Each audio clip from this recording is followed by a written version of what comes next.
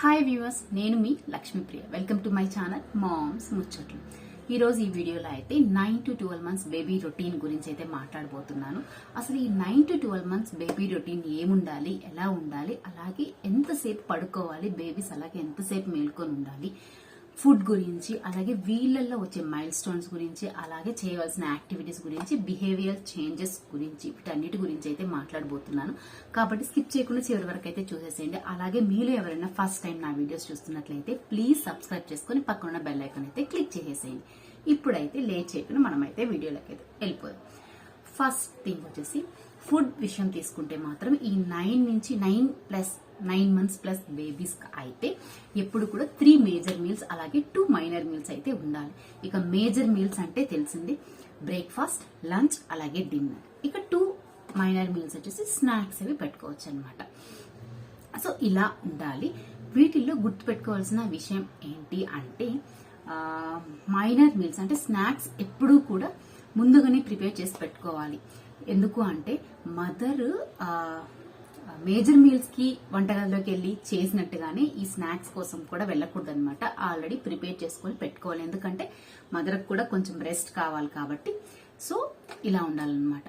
ఇంకా వీటిలో గుర్తు పెట్టుకోవాల్సిన కొన్ని ఇంపార్టెంట్ విషయాలు ఏంటి అంటే ఈ 9 మంత్స్ ప్లస్ పిల్లలు ఎప్పుడు కూడా తీసుకునే మేజర్ మీల్స్ లో 2 మీల్స్ ఇండిపెండెంట్ గానే తినాలి. బేబీ తనంతట తనే తీసుకోవాలి. అండ్ సెకండ్ థింగ్ వచ్చేసి ప్యూరీస్ కానీ జ్యూసెస్ కానీ నాట్ అలౌడ్ అనమాట. ఇంకా ప్యూరీ లాగా చేసి పెట్టడం అవన్నీ ఎక్స్పెక్ట్ చేయకూడదు. ఇంకో విషయం ఏంటి అంటే స్నాక్స్ విషయానికి వస్తే స్నాక్స్ లో మనము ఫ్రూట్స్, వెజిటేబుల్స్, ఇంకా చనా ముద్దలు కానీ, నువ్వుల ముద్ద కానీ, మఖానా ముద్దలు కానీ ఏవైనా కూడా ఇవ్వచ్చు అనమాట.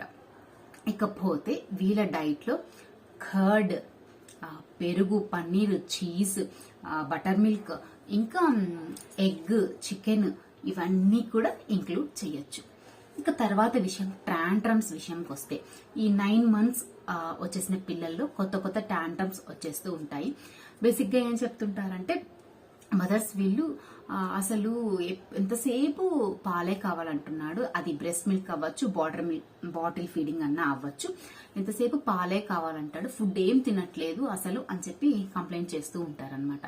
ఇదంతా ఎందుకు అంటే ఈ 9 మంత్స్ వచ్చేసరికి పిల్లలకి వాళ్ళ యొక్క సెల్ఫ్ ఇంటెలిజెన్స్ అనేది డెవలప్ అవుతుంది.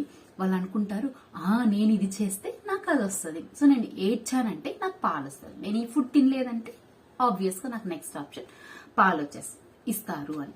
ఇంట్లో కూడా చెప్తుంటారు ఏమి తినకపోతే పెద్దవాళ్ళు ఎవరైనా అంటే పాలన్నా తాపియమ్మ. సో వాళ్ళకి ఆ ఇంటెలిజెన్స్ అనేది డెవలప్ అయిపోతుంది. నేను వీళ్ళు పెట్టిన ఫుడ్ తినకపోతే నాకు ఖచ్చితంగా పాలిస్తారు, నేను ఇలా ఏడ్చానంటే ఖచ్చితంగా నాకు పాలిస్తారు అని అలాంటిది ఒకటి డెవలప్ అయిపోయి ఉంటుంది. ఇక ఫీడింగ్ అంటే ఈ పాలు గురించి చెప్తున్నాను కాబట్టి ఈ ఫీడింగ్ అనేది 9 మంత్స్ పిల్లలకి ఎప్పుడు కూడా 4 టైమ్స్ అనేది ఫీడింగ్ అలౌడ్ అనమాట. డే టైం 2 టైమ్స్, అది బ్రెస్ట్ మిల్క్ అయినా కానీ మదర్స్ మిల్క్ అన్నా అవ్వచ్చు, బాటిల్ ఫీడింగ్ అన్నా అవ్వచ్చు. 2 టైమ్స్ డే టైంలో, అలాగే నైట్ టైం 2 టైమ్స్ అనమాట. సో ముందు ఎక్కువగా తాగుతున్న వాళ్ళు చేంజ్ చేయడం ఒకేసారి కష్టం అనుకుంటే గ్రాడ్యువల్ గా తగ్గించుకుంటూ వచ్చేయాలి.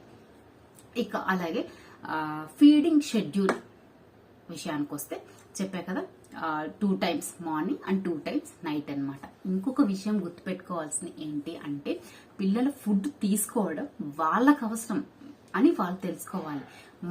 మన అవసరం కాదు, అది బేబీ యొక్క అవసరం అని బేబీకి అర్థం అవ్వాలన్నమాట. సో గ్రాడ్యువల్ గా తగ్గించుకుంటూ వస్తుండాలి. మరి ఏం చేయాలి ఫుడ్ తినకపోతే అంటే try to change food texture, colour, taste and the way of you serve అనమాట.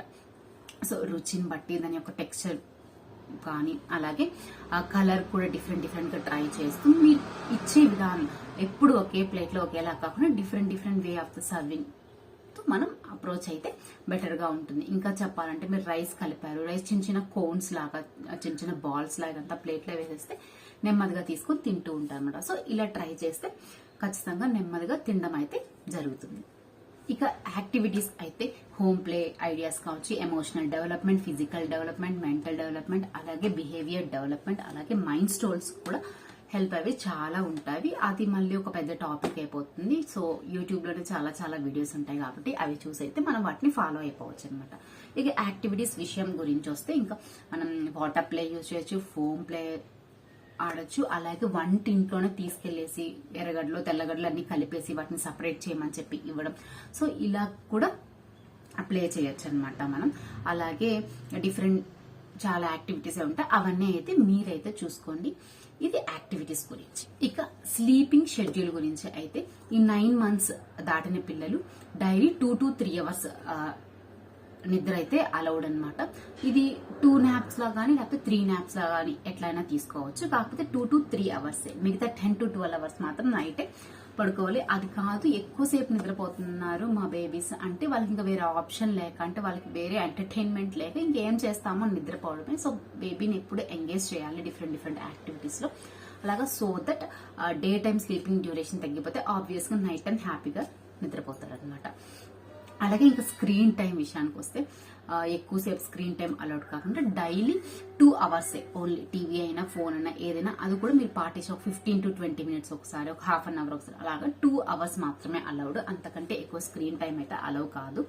అసలు అంతకంటే ఇంకా తక్కువ ఉంటే ఇంకా హ్యాపీ అనమాట. కానీ అది అసలు సాధ్యం అవ్వట్లేదు స్క్రీన్ టైం అనేది తగ్గించడం కోసం.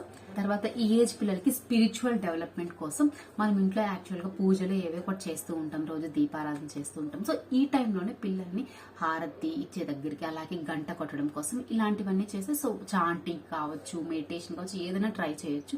లేదు మేము దేవుళ్ళని నమ్మము అనుకునే వాళ్ళు మార్నింగ్ సన్ రైజ్ అప్పుడు కానీ సన్సెట్ అప్పుడు కానీ వెళ్ళి హ్యాపీగా కూర్చొని ఓపెన్ ప్లేస్ లో సో బ్రీతింగ్ అబ్జర్వ్ చేస్తూ మెడిటేషన్ కానీ ఏదో ఒకటి చేసుకోవచ్చు అనమాట. సో ఇలా స్పిరిచువల్ డెవలప్మెంట్ కూడా మనం ప్రాక్టీస్ చేయొచ్చు. 3 months వచ్చిన పిల్లలకి అప్పుడప్పుడు గట్టిగా అరిచేస్తూ ఉంటారు, గోల్ చేస్తూ ఉంటారు.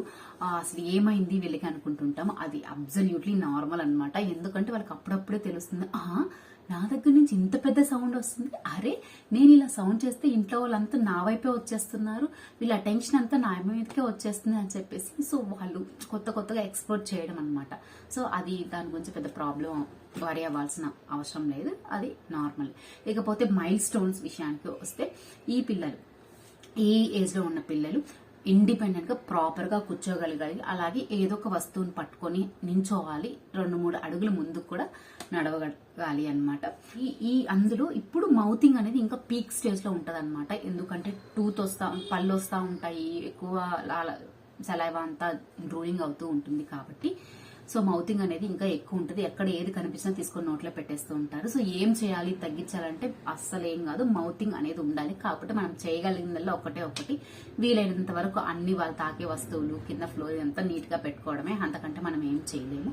ఇక బ్రషింగ్ కూడా స్టార్ట్ చేయాలి. బేబీకి ఒక టీత్ వచ్చినప్పటి నుంచి కూడా డైలీ బ్రషింగ్ అనేది చెయ్యాలి.